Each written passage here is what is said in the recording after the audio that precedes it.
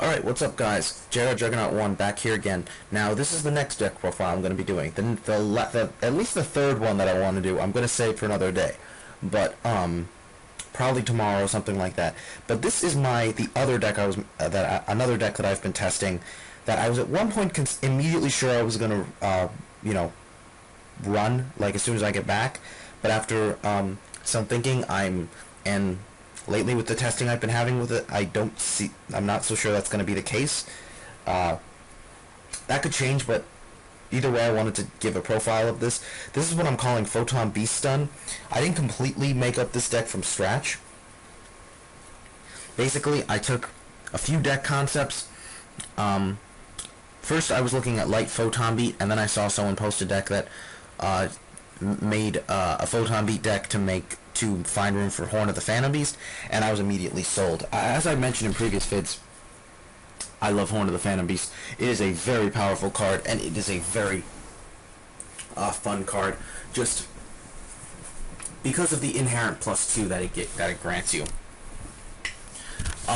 So yeah, basically this deck is kind of self-explanatory, but I'll go through the list obviously. So we have triple Photon Saber Tiger, double Photon Thrasher, double Photon Crusher, double Thunder King Ryo, triple Beast King Barbros, and 1/8 Fighter. For spells, we have triple Pot of Duality, double Forbidden Chalice, one Book of Moon, double Smashing Ground, Monster Reborn, Dark Hole, and Rhoda. For traps, triple Skill Drain, double Horn of the Phantom Beast, double Torrential Tribute, double Solemn Warning, double Bottomless Trap Hole, double Starlight Road, one Dark Bribe, one Call of the Haunted, one Compulsory Evacuation Device. So what is this deck about, more or less? Well, essentially the deck is about kind of swarming the field with these monsters that are usually gonna be either 1900, 2K beat sticks, something like that, and just beat the opponent's face in. Skill Drain doesn't just serve as this deck's simple win condition, but it really helps the deck. It not only just serves to lock down the opponent, it just gives a lot of benefits to the deck itself. But you don't need to win with it. You do need to play 3 copies of it, but you don't have to win with it. Triple Skill Drain, though, is very powerful. So, especially against the meta, it's definitely important to run. The monsters are pretty straightforward. The Photons are the Tigers, which recruit themselves, but they only have 1200 attack if you don't have another one out. Photon Thrasher, a 2100 beater, but he can only attack if he's the only monster on the field. Photon Crusher, 2000 attack, but he switches to defense mode.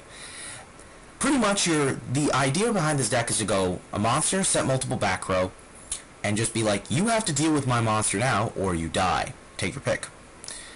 It can be very painful, especially if the monster they're staring down is a 3000 attack Barbaros. Forbidden Chalice is also a huge part of the deck. It's not only great for damage step plays, it's also great for negating effects if you really need to when you don't have Skill Drain, and being able to be a huge combat trick is very useful, especially when it turns your 1900 Barbaros into what will permanently be a 3K Barbaros thanks to the ruling of it. Yeah, very powerful. The Smashing Grounds are just kind of there for the removal. Those can be MSTs, especially now with how the Inzektor matchup becomes problematic, because you don't have any other back row removal aside from the MSTs in that case. I didn't think back row removal for this deck would be so problematic, but against Inzektors now, if they side the Messenger of Pieces, and they main the safe zones, you're in trouble. It really does frustrate me, and that's part of what has led me to kind of put this deck down for a moment and rethink my stance on it. The trap lineup, though, is it's pretty standard. I'm not running Solemn Judgment because of the life point costs, and the only other thing I would say is the 2 Starlight Road could be 1 Starlight Road and 2 Dark Bribe instead. Really, that's player preference, and it comes down to what you ultimately want to have outs to. Do you want to have outs to certain spell trap cards that will give you trouble, but that Starlight Road doesn't deal with, maybe Forbidden Lands, for example? Or do you want to be able to deal, or are you more concerned with cards like Torrential Tribute, Dark Hole, and Heavy Storm? It's really up to you. For now, these are Starlight Roads. Starlight Road is what I'm going to run 2 of as opposed to Dark Bribe. But that could change. We will see. And then the only thing to mention is I was originally running 2 Deep Prison in this deck, but when the priority changed, I switched them out for Bottomlesses. Otherwise, yeah, powerful deck. Can be very aggressive. Let's move on to the side deck. 2 King Tiger Wangu, double Max C, double MST, double Prohibition, double Forbidden Lance, double Shadow Mirror, double Goes in Match, and 1 Chain Disappearance. King Tiger Wangu, straightforward. It is just for, decks where they summon a lot of small guys. I'm going to summon him. In many situations, though, it'll either, like windups, for example, you can summon him and you win, or not win, but you can put him in a very tough spot, or you can whatchamacallit, or if you have skill drain out, you're just gonna win anyway. This is also very good though in the rabbit matchup because it stops their tour guide and rabbit plays. They can get over him with a Cabazals or suicide. They can suicide with the Cabazals or get over it with a Sabersaurus. But if you have like him backed up with the Horn of the Phantom Beast, your opponent is just kind of screwed from there. Maxi is just really for windups. You could theoretically use it for other decks. When you go second against windups, you want to have this in hand because you don't want them to hand loop you. That's your biggest fear. If you go first, you're gonna win, I guarantee it. If you draw enough back row, that is. Otherwise, they're going to kill you, simply put. The MSTs are just for decrees and any other permanent card, like Messenger of Peace, for example. Prohibition is just for whatever I feel like prohibiting. I personally think it's a really good card. So the way I just see it, it's really depends on the deck, but you can hit a lot of powerful cards and just shut decks down from there. I really did want to make room for it when I thought about it. Lance depends on the matchup. This would probably be for Rabbit and Heroes. Heroes because if they attack one of my monsters, if they attack like my Saber Tiger, and I want to have something in the damage step, so they don't spark, then I will do that. That's very helpful. It's also can force out the sparks if they can force them to use spark if you use this on their alias, but you don't use it in the damage step. Very useful for that. Shadow Mirrors just for Inzectors mainly, and Dark World.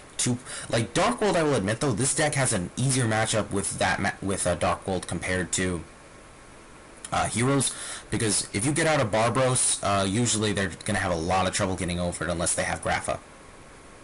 Especially when it's equipped with Horn. Yeah, it can just really be a nightmare for them. Goes and Match is a card I'm iffy about.